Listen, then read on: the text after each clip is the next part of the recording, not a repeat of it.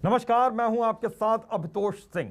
हमारे इस खास कार्यक्रम में आपका स्वागत है। आज इस खास कार्यक्रम में बात मध्य प्रदेश के अलीराजपुर जिले की, जहां प्रशासन ने आम लोगों के सहयोग से संक्रमण पर न केवल काबू पाया बल्कि पिछले 24 घंटे में यहां कोरोना का कोई नया मरीज नहीं मिला है। तो इसी पर बातचीत करने के लिए अलीराजपुर की कलेक्टर सुरभि गुप्ता हमारे साथ जुड़ रही हैं। आज वो बताएंगी कि कैसे जिले में मुस्तैदी के साथ उन्होंने काम किया और कैसे 24 घंटे काम करने का नतीजा यह हुआ कि पिछले 24 घंटे के भीतर वहां पर कोई भी कोरोना पॉजिटिव पेशेंट नहीं मिला है। तो बहुत बहुत स्वागत है सुरभि गुप्ता जी आपका। मैम, सबसे पहले आपसे यही समझना चाहेंगे वो कौन सा मॉडल अपनाया, किस तरीके से आपने काम किया वहां पर कि आज ये स्थिति है कि संक्रमण बहुत हद तक खत्म हो रहा है। अलीराजपुर जिले की अगर हम बात करें तो हमारे यहाँ पर कोरोना संक्रमण के केसेस में वृद्धि जो शुरू हुई थी वो 10 अप्रैल के आसपास बहुत तेज गति से अचानक से वृद्धि होना शुरू हुई थी जी। इसको देखते हुए सबसे पहले तो हमारे यहाँ जो जिला स्तर के जो क्राइसिस मैनेजमेंट ग्रुप है, हम लोगों ने उनके साथ बातचीत करी, उनके साथ मीटिंग करी और तत्काल यह निर्णय लिया कि हमारे जिले में कोरोना कर्फ्यू लगाना अब आवश्यक हो गया है। और मेरे ख्याल से ये जो कोरोना कर्फ्यू लगाया गया ये बहुत कारगर साबित हुआ कोरोना संक्रमण की चेन तोड़ने में, क्योंकि सभी ने जिले में इसको स्वीकार किया और सख्ती से हमारे यहाँ कोरोना कर्फ्यू का पालन हुआ, जिसकी वजह से हमारे यहाँ केसेस में एक टाइम के बाद फिर कमी आई। जो हमारा एक कंसर्न था वो ये था कि हमारे यहाँ केसेस में जो वृद्धि हुई थी इस वर्ष पिछले वर्ष की तुलना में उसका पैटर्न इस सेंस में डिफरेंट था कि पिछले वर्ष जो केसेस आ रहे थे वो शहरी क्षेत्र तक ही सीमित थे, बट इस बार जो हमारे केसेस में वृद्धि हुई तो ये देखने में आया कि ग्रामीण क्षेत्र में भी कई केसेस आ रहे हैं। इनफैक्ट अगर हम पीक की बात करें तो पीक के समय जो हमारे यहाँ लगभग 150 के आसपास गाँव में भी केसेस थे, तो ये एक बहुत बड़ा चैलेंज था। इसको देखते हुए हमारे जिले में मध्य प्रदेश शासन के निर्देश अनुसार किल कोरोना 2 का अभियान चलाया गया था। किल कोरोना 2 का अभियान में बेसिकली हमारे यहाँ हर गांव में टीम्स बना करके जो हमारी आंगनवाड़ी कार्यकर्ता है, हम उनके साथ में सहायिका, आशा कार्यकर्ता, टीचर्स, इन सभी लोगों का टीम्स बना करके घर घर में सर्वे किया गया ताकि हमें ये पता चल सके कि किस जगह कौन से लोग ऐसे हैं जो सर्दी बुखार से पीड़ित हैं, क्योंकि गांव में कई बार ये देखने में आता है कि लोग नॉर्मली सर्दी बुखार को सामान्य सर्दी बुखार समझकर आते नहीं है अस्पताल में। तो इस शंका को और या इस संभावना को देखते हुए घर घर में हमारे ग्रामीण क्षेत्रों में सर्वे किया गया और इस सर्वे का बहुत बड़ा योगदान रहा हमारे यहाँ पर चेन को तोड़ने में, क्योंकि इससे हमको ग्रामीण क्षेत्रों में केसेस को आइडेंटिफाई करने में बहुत सहायता मिली। किल कोरोना 2 अभियान के तर्ज पे ही हमारे जिले में वीकली सर्वे किया गया। उसके पश्चात हर हफ्ते में इस प्रकार का सर्वे कंडक्ट किया गया ताकि जहाँ पर भी ऐसे केसेस होने की संभावना है वहाँ पे केसेस की त्वरित गति से हम पहचान कर सकें। तो सर्वे के बेसिकली सर्वे के लिए जो हमारी टीम जाती थी वो एक शॉर्टलिस्टिंग करती थी और इन शॉर्टलिस्टेड जो हमारे लोग हैं उनकी सैंपलिंग के लिए फिर हम लोगों ने जिले स्तर पर 12 हमारी मोबाइल मॉनिटरिंग यूनिट जो है उनके साथ में लैब टेक्नीशियंस की टीम्स हमने कॉन्स्टिट्यूट कर रखी थी, जो कि ग्रामीण क्षेत्रों में जाकर घर पर ही मरीजों का जो संभावित मरीजों है का सैंपल कलेक्ट करते थे, क्योंकि कई बार फीवर क्लिनिक्स पे लोगों को लाना मुश्किल होता था तो घर जाकर ही हम सैंपल कलेक्शन कर लेते थे।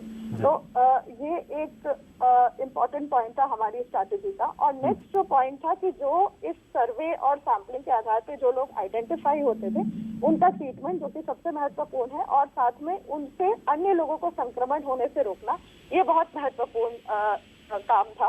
तो हमारे जिले के परिदृश्य को देखते हुए हम लोगों ने ये डिसाइड किया था कि यहाँ पर हम सभी का ट्रीटमेंट जो है वो इंस्टीट्यूशनल फैसिलिटीज में करेंगे। हम लोगों ने होम आइसोलेशन बहुत विशेष परिस्थितियों में यहाँ पर अलाउ किया था और शेष सभी लोगों को हम लोगों ने ट्रीटमेंट जो है वो अपने कोविड केयर सेंटर या अगर आवश्यकता पड़ने पे हमारे DCHC अस्पताल में उनको ट्रीटमेंट प्रोवाइड करा। इसके लिए हमारे यहाँ पर 6 कोविड केयर सेंटर्स की स्थापना की गई थी, जिसके कैपेसिटी जो है वो लगभग 670 की कैपेसिटी थी और जब पीक का समय था तो ऑलमोस्ट ये हमारे कोविड केयर सेंटर्स भरे हुए थे।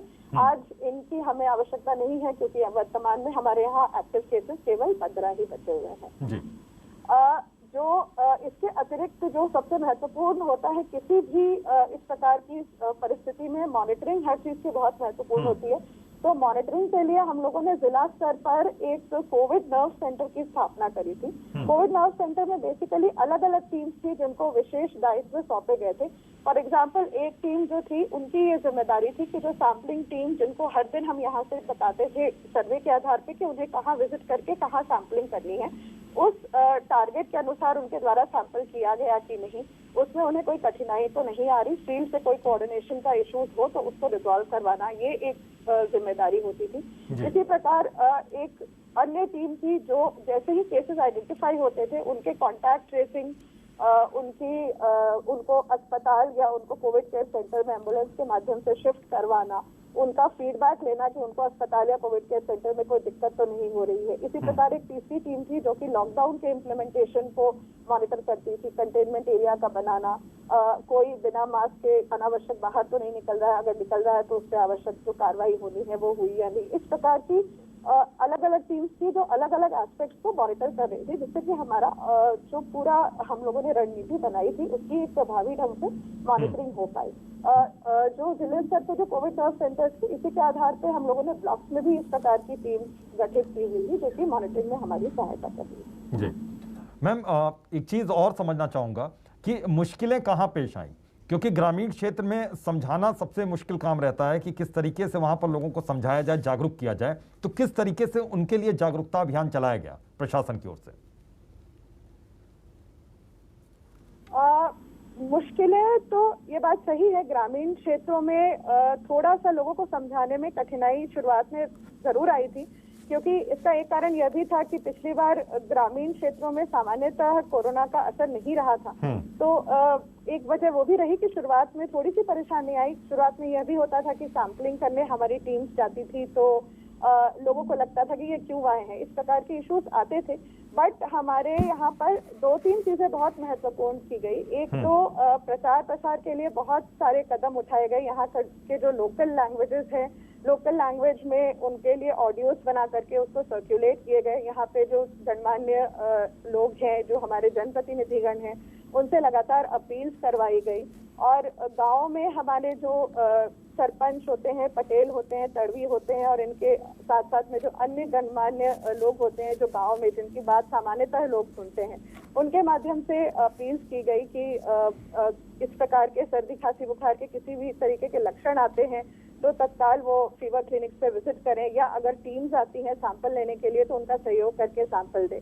इसके अलावा जो जन अभियान परिषद के माध्यम से कोरोना वॉलंटियर्स की नियुक्ति की गई थी, कोरोना वॉलंटियर्स ने भी कई जगह पे बहुत अच्छा काम किया और जहाँ पर पहले लोग सैंपल देने नहीं आते थे वहाँ पर वो आगे बढ़कर अपनी सैंपलिंग में सहयोग करने लगे। जी मैम, ग्रामीण क्षेत्रों में किस तरीके से क्वारंटीन सेंटर्स बनाए गए या कोविड सेंटर बनाए गए और कैसे कोविड सेंटर में लोगों को लाया गया, क्योंकि घर से निकलने में उनको बड़ी परेशानी थी, उनको डर शायद इस बात का था कि हॉस्पिटल्स वो जाएंगे तो शायद मुश्किलें उनकी बढ़ेंगी, तो ऐसे उन्हें कैसे समझाया गया? ये बात सही है कि शुरुआत में हमें यह दिक्कत आई कि गांव से लोग अस्पताल या कोविड केयर सेंटर्स तक नहीं आना चाह रहे थे, परंतु इसमें भी हमारी जैसे मैंने बताया कि कोविड नर्व सेंटर हमारा बना हुआ था और हमारी ग्राम स्तर पे भी टीम्स लगातार काम कर रही थी। तो एक तो इनको लगातार इनकी काउंसलिंग करके और हमारे जैसे कोई पेशेंट कोई आइडेंटिफाई होते थे और अगर वो कोविड केयर सेंटर पे आने से मना करते थे तो हमारी टीम, हमारे एसडीएम, तहसीलदार, हमारी ग्राम स्तर की टीम उनको विजिट करती थी, उनके घर पे जाती थी, एम्बुलेंस हम लेकर के जाते थे और वहाँ पे उनको पूरी व्यवस्थाएं जो है उसके बारे में बताते थे कि कोविड केयर सेंटर पे दवाइयों की प्रॉपर व्यवस्था है और खाने पीने की निःशुल्क व्यवस्था है और पूरे 24 घंटे वहाँ पर स्टाफ रहेंगे। इसके साथ साथ भी योगा और बाकी चीजों की भी हम लोगों ने वहाँ पर व्यवस्था करी थी। तो इस बारे में पूरी समझाइश देते थे, तो उसके बाद धीरे धीरे लोग मान जाते थे और शुरुआत में थोड़ी सी कठिनाई हुई, लेकिन जैसे जैसे लोगों को व्यवस्थाओं के बारे में जानकारी मिलने लगी तो धीरे धीरे वो रेजिस्टेंस भी कम हुआ। बिल्कुल मैम, जब दूसरी वेव आई है तो क्या शुरुआती दौर में यहाँ पर भी ऑक्सीजन की किल्लत से लोगों को जूझना पड़ा था? क्या कुछ इस तरीके की दिक्कतें थी या फिर शुरुआत से ही प्रशासन ने पूरी कमर कस ली थी कि किसी भी तरीके से यहाँ परेशानी किसी के सामने आएगी नहीं, चाहे रेमडेसिविर इंजेक्शन की बात हो या ऑक्सीजन की बात हो? एक्चुअली ऑक्सीजन की क्राइसिस तो मैं नहीं कहूंगी, लेकिन हाँ, अचानक से हमारे यहाँ डिमांड में वृद्धि जरूर हुई थी, क्योंकि केसेस बहुत अचानक से बढ़े थे। और चूंकि एक समय पे ऐसा था जब बेड अवेलेबिलिटी एक इशू था, तो सामान्यतः जो हमारे अस्पताल में जिस प्रकार के केसेस का इलाज नहीं किया जाता है, ऐसे कॉम्प्लिकेटेड केसेस भी हमारे यहाँ आए। और हमारे जो डॉक्टर्स हैं उन्होंने अपनी पूरी मेहनत से उन केसेस में भी अपना पूरा योगदान दिया, उन केसेस को ट्रीट किया। और उनमें से कई कॉम्प्लिकेटेड केसेस में भी लोग स्वस्थ होकर हमारे जिला अस्पताल से घर गए। तो चूंकि हमारे यहाँ अचानक से कॉम्प्लिकेटेड केसेस जिसको ऑक्सीजन की रिक्वायरमेंट है उसमें वृद्धि हुई थी, तो निश्चित ही वो एक व्यवस्था थी जो हमको बहुत एक आपातकालीन स्थिति में बनानी थी।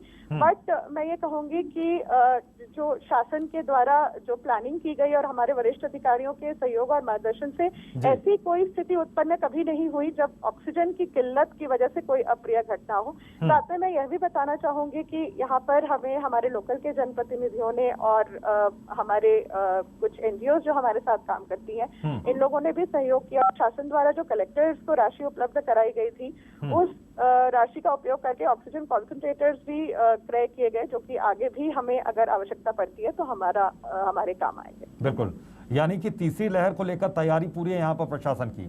आगे अगर कोई तीसरी लहर आती है जिसकी चर्चा हो रही है और उम्मीद करते हैं ना आए, लेकिन अगर आती है तो उसके लिए प्रशासन पूरी तरीके से मुस्तैद है, पूरी तरीके से तैयार है।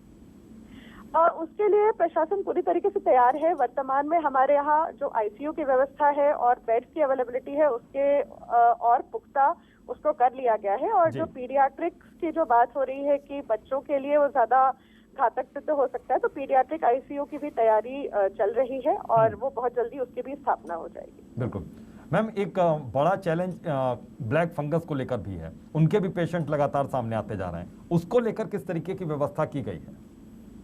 एक्चुअली फॉर्चुनेटली अभी तक हमारे जिले में ब्लैक फंगस का कोई केस सामने आया नहीं है, लेकिन ये बात सही है। इसका एक तो इसके बारे में अवेयरनेस बहुत इम्पोर्टेंट है, क्योंकि ग्रामीण क्षेत्रों में संभावना यही है कि लोगों को इसके बारे में मालूम नहीं होगा। तो इसके बारे में प्रचार प्रसार हम लोग कर रहे हैं कि अगर ऐसे कोई लक्षण कुछ आपको दिखाई दे तो तत्काल अस्पताल है। लेकिन ईश्वर की कृपा से अभी तक एज सच हमारे यहाँ कोई केस आइडेंटिफाई हुआ नहीं है ब्लैक फंगस का। ना हो तो ज्यादा बेहतर है। मैम, एक चीज और समझना चाहेंगे, आपने कहा कि बहुत से सामाजिक संगठन उन्होंने सहयोग किया, एनजीओ सहयोग कर रही हैं, तो वो सामने खुद सहयोग के लिए आए प्रशासन के, या फिर प्रशासन को वहां पर जाना पड़ा उनसे सहयोग मांगने के लिए कि आप हमारी मदद कीजिए ताकि आपकी मदद से हम लोगों को जागरूक बना सकें? वो खुद सहयोग के लिए सामने आए। जी, वो खुद आए। मैम, कोरोना कर्फ्यू के वक्त में ऐसे बहुत से लोग होंगे जो आपके पास पहुंचे होंगे, प्रशासन के पास पहुंचे होंगे कि उनकी मदद की जाए, क्योंकि उनको खान पान की दिक्कत हो रही है, क्योंकि काम बंद है और किसी तरीके से अगर काम या कारोबार बंद है तो फिर मुश्किलें ये इस तरीके की आएंगी। उनके लिए किस तरीके से व्यवस्था की गई? एक्चुअली एक तो सामग्री आपूर्ति में कहीं पर भी कमी ना आए, इसके ऊपर हमेशा ही ध्यान रखा गया। दूसरी बात यह है कि ग्रामीण क्षेत्रों में तो ऐसे इश्यूज इसलिए नहीं आए क्योंकि अधिकतर जो हमारे ग्रामीण जनता है वो एनएफएसए के तहत पात्रता पर्चीधारी है और उनको राशन जो है शासन के निर्देश अनुसार उपलब्ध कराए गए। इसके साथ ही मनरेगा के काम भी चालू थे। बाकी एज सच अगर जो भी हमारे पास कोई अपनी समस्या लेकर आए तो उनकी हमने पूरी तरीके से सहायता की, प्रशासन ने उनको आवश्यक सामग्री उपलब्ध कराई। जी मैम, इस तरह की क्या शिकायतें आई इस बीच में कि कुछ हॉस्पिटल्स हैं, अगर निजी अस्पताल वहां पर हैं, तो उन्होंने कुछ तरीके से कोई अनियमितता नजर आई वहां पर हॉस्पिटल्स में, इस तरह कोई शिकायत की फीस ज्यादा ले ली? एक्चुअली यहाँ पर निजी अस्पताल एक भी नहीं है, यहाँ पर इलाज की जो व्यवस्था है वो जिला अस्पताल ही है।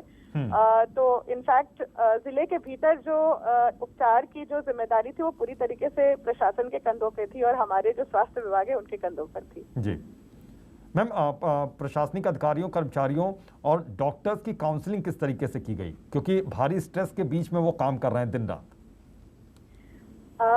ये एक्चुअली बहुत इम्पोर्टेंट था, क्योंकि इनफैक्ट कुछ अनफॉर्चुनेट इवेंट्स हमारे कर्मचारियों के साथ भी हुए। कुछ हमारे खुद के कर्मचारी भी थे जिन्होंने अपनी जान गंवाई इस कोरोना महामारी के दौरान। तो निश्चित रूप से सभी का मनोबल ऊंचा रखना, सभी को फील्ड में काम करवाना, ये एक चैलेंज था।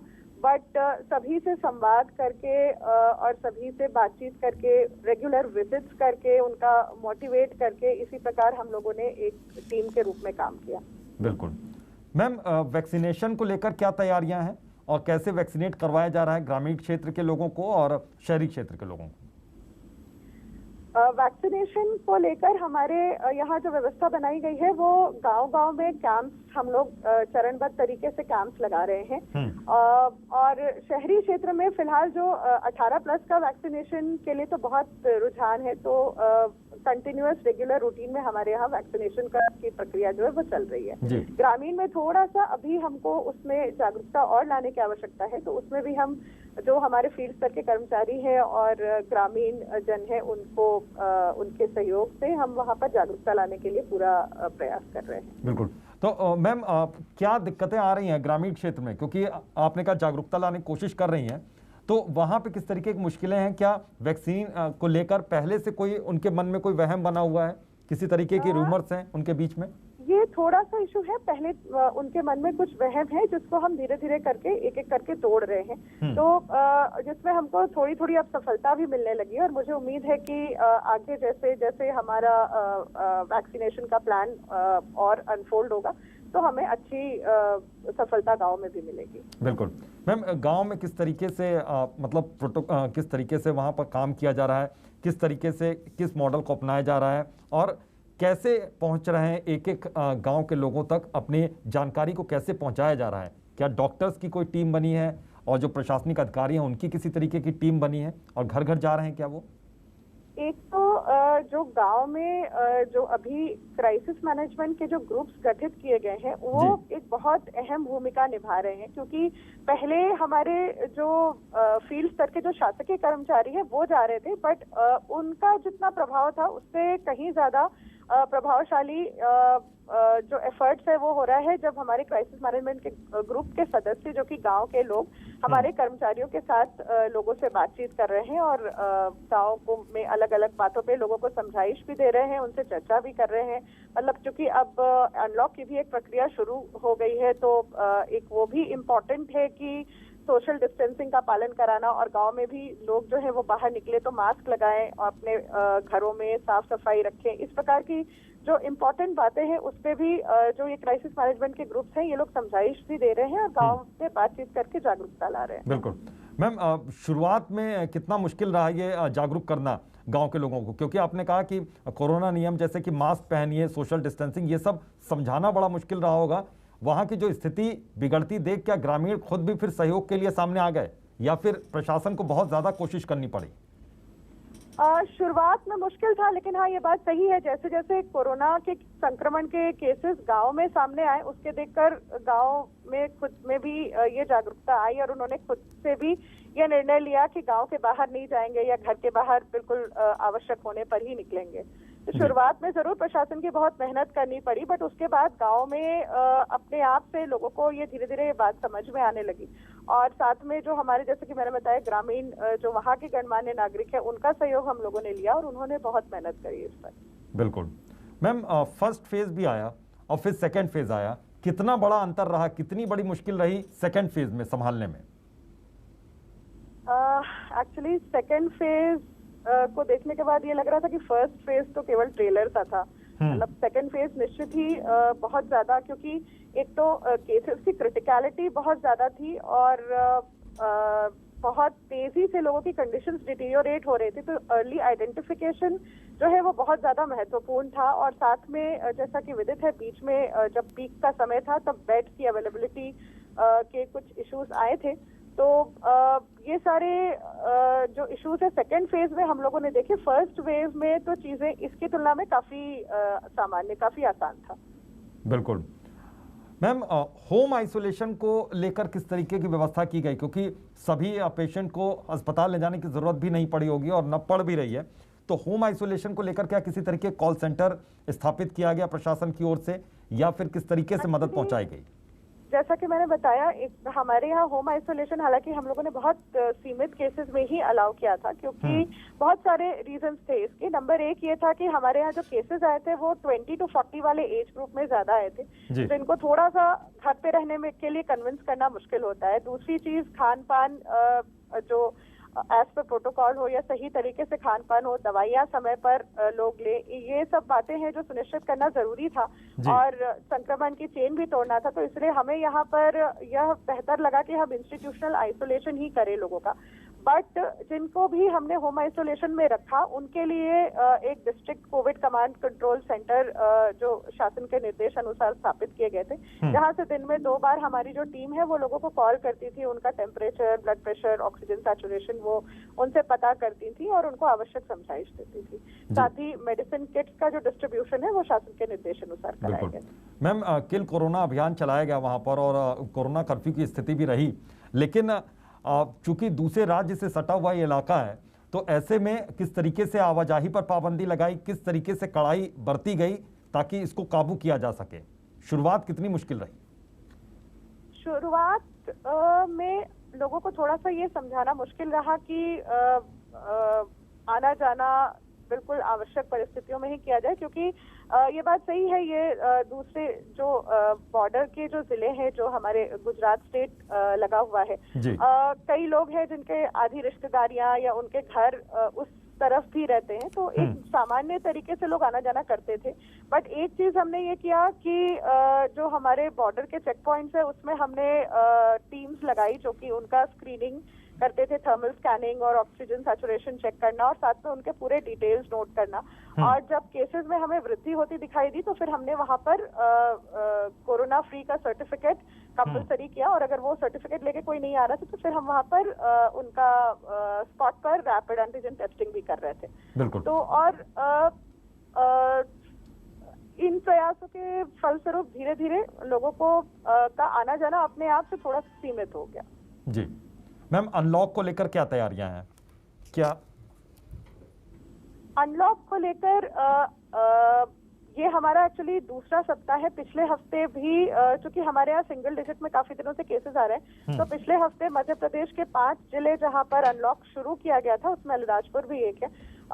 पिछले हफ्ते से हमने कुछ आवश्यक गतिविधियों में ढील दी थी जो कि एसेंशियली कृषि से रिलेटेड था, और इस हफ्ते से और भी हमने दुकानें, जूते, चप्पल, कपड़े, इस प्रकार की कई सारी दुकानें खोल दी है और कई सारी आर्थिक गतिविधियां ग्रामीण और शहरी क्षेत्र दोनों में शुरू हो गई हैं। जो मेन हमारी तैयारियां हैं वो हमारी टीम्स को पूरा फोकस इस समय ये है कि लोग मास्क जरूर लगाएं और सैनिटाइजेशन बराबर होता रहे हमारे ग्रामीण और शहरी क्षेत्रों में, स्पेशली जो मुख्य जो शहर के बाजारी इलाके हैं या जो कस्बे हैं जहां पर बड़ी संख्या में भीड़ भाड़ इकट्ठा होती है, इन एरियाज में सैनिटाइजेशन रेगुलरली होता रहे और मास्क लगाएं। मास्क का ये जरूर मैं कहूंगी कि शुरुआत में जहां हमको लोगों को बहुत ज्यादा समझाना पड़ता था, अब ये देखने में आ रहा है कि अधिकतर लोग मास्क लगाकर ही अपने घरों से बाहर निकल रहे हैं। बिल्कुल। और कुल मिलाकर के ये है कि भीड़ भाड़ एकत्रित ना हो किसी भी जगह पर और लोग बिना मास्क के ना निकले, इसके लिए हमारी टीम इंश्योर करने के लिए लगी हुई है। बिल्कुल। मैम, जाते जाते संदेश आप क्या देना चाहती हैं वहां के लोगों को, किस तरीके से वो सावधानी बरतें?